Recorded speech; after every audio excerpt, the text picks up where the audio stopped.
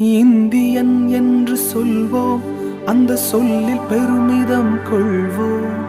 தீங்கற்ற தேசம் படைக்க நம் கைகளை இணைத்துக் கொள்வோம்.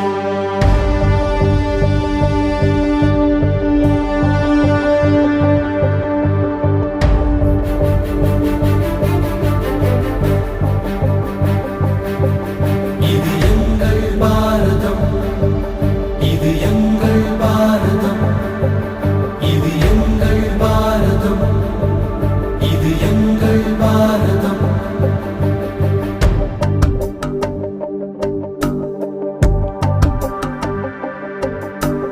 இந்தியன் என்று சொல்வோம், அந்த சொல்லில் பெருமிதம் கொள்வோம்.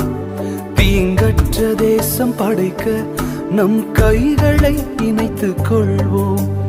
இந்தியன் என்று